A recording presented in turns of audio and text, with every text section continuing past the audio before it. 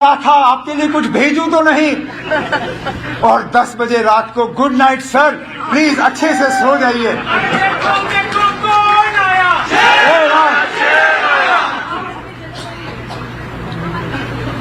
लेकिन ये चीजें हमारे दिमाग को इनका असर नहीं पड़ना चाहिए, क्योंकि अगर हम में घमंड आया, अगर हमें ये लगा कि हम अब बहुत बड़े 30 मार खान हैं और बस हम ही हम हैं और कोई नहीं है, जिस तरह लोगों ने आज हमें मौका दिया, खुदा ना खास्ता अगली बार लोग हमें सजा देंगे। तो पहले दिन से हमें ये तय करना है कि हम इस हुकूमत का गलत इस्तेमाल नहीं करेंगे। हम इस हुकूमत का अपने ऐशो आराम के लिए इस्तेमाल नहीं करेंगे। ये हुकूमत हमारे लिए नहीं है, हम खिदमतगार हैं, मालिक नहीं। मालिक जम्मू कश्मीर की जनता है, हम उनके खादिम हैं। हमें सिर्फ काम करना है, लोगों के काम करने हैं आपके। इस जमात ने तमाम तूफानों का जो है सामना किया।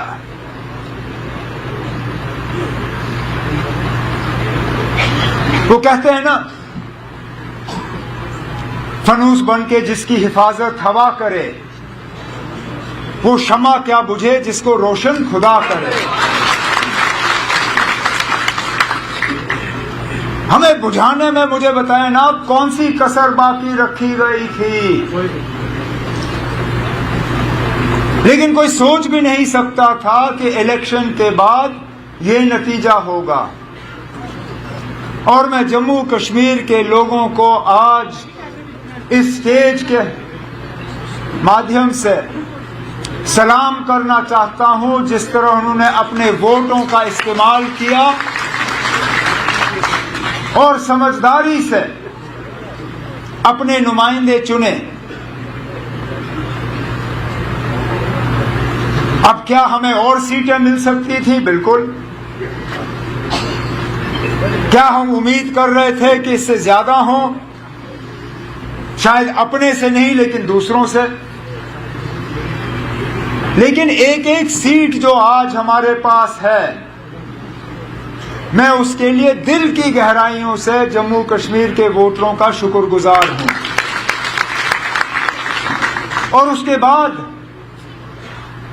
जो इंडिपेंडेंट एमएलए जीत के आए और फौरी तौर बिना कोई शर्त रखे हुए अपने लिए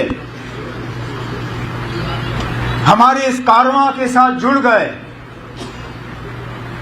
और हमारी मदद करने निकले, जिसमें हमारे बन्नी के एमएलए डॉक्टर रणेश्वर सिंह जी भी यहां बैठे हैं।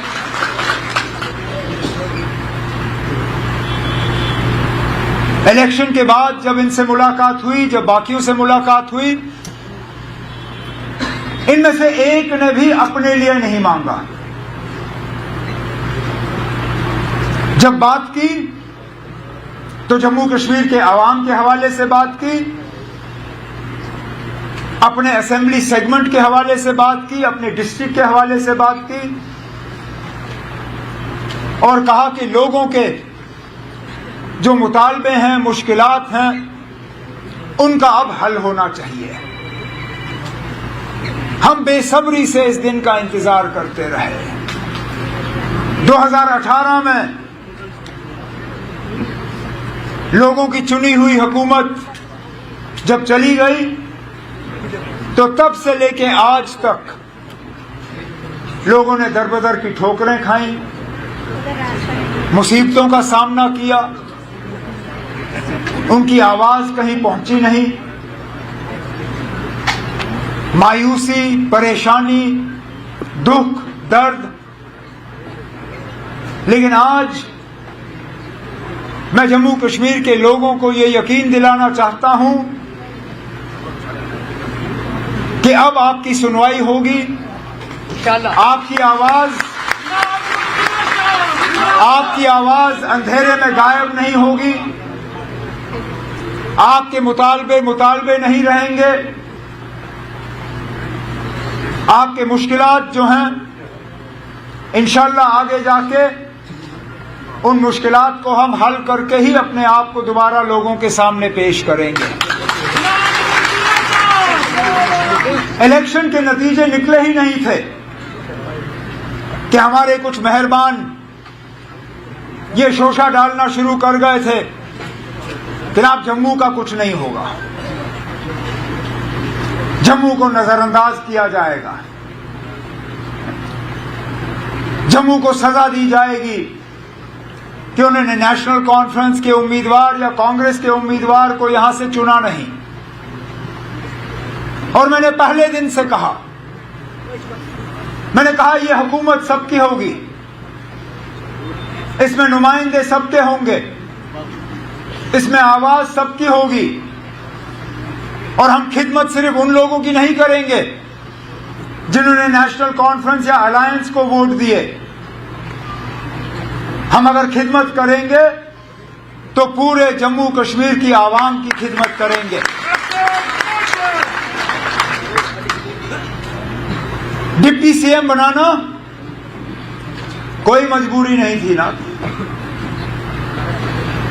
इससे पहले भी जम्मू के डिप्टी सीएम बने हैं, लेकिन वो कोalition में मजबूरी की वजह।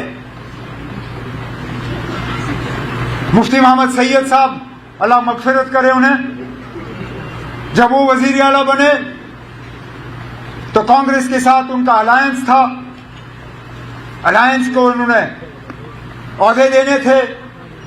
मंगत राज शर्मा जी डिप्टी सीएम बने। जब गुलाम नबी आजाद साहब जम्मू से सीएम बने, डिप्टी सीएम बनाना था, कश्मीर को डिप्टी सीएम का दर्जा मिला। जब 6 साल मेरी हुकूमत चली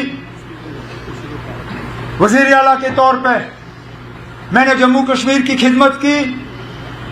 अलायंस की मजबूरी थी कि ताराचंद जी को हम डिप्टी सीएम बनाएं। इस बार फिलहाल कांग्रेस ने अभी तक मिनिस्ट्री में जो है शामिल होने का जो है कोई फैसला लिया नहीं है,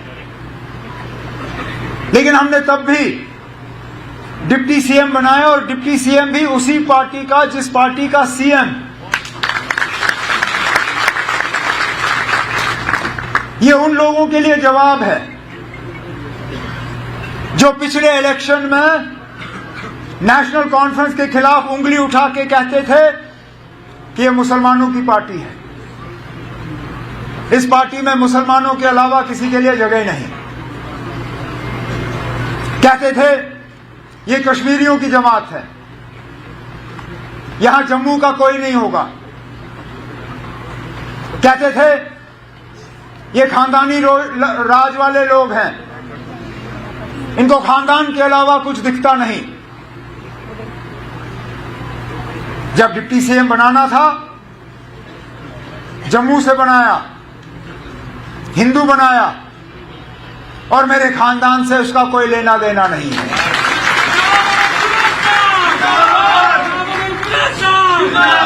अब क्या कहोगे? अब क्या कहोगे? क्योंकि सवाल तो हम आपसे भी बहुत कर सकते हैं, लेकिन आज मैं इस मौके का उस चीज के लिए इस्तेमाल नहीं करना चाहूंगा, क्योंकि लोगों ने जवाब दे दिया।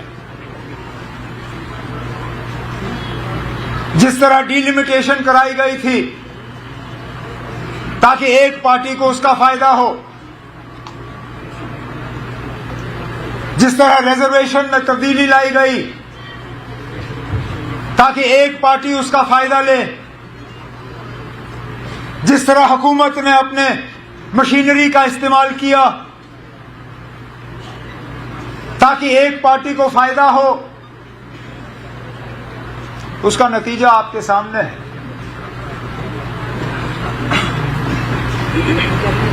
मतलब ये कि ये तमाम हरबे जो हैं ये आपको इलेक्शन तक पहुंचा सकती हैं, लेकिन इलेक्शन जितवा नहीं सकती।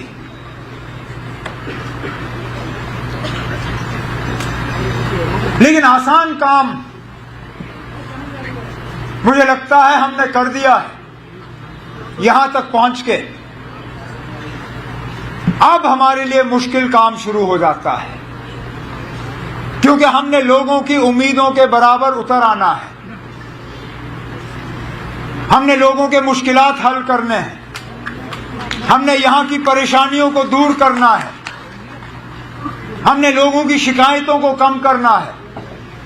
हमें हुकूमत और लोगों के दरमियान जो फासला है उसको कम करना है।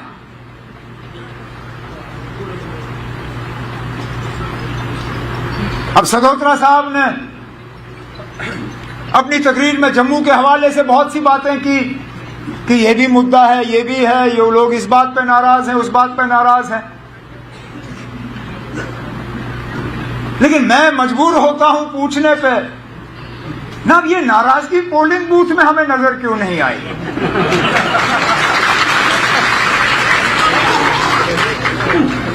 कश्मीर के लोग भी नाराज थे, लेकिन अपनी नाराजगी का इजहार वोट के जरिए किया। चिनाब में भी लोग नाराज थे, वोट के जरिए इजहार किया। रजौरी पुंछ में भी नाराज थे,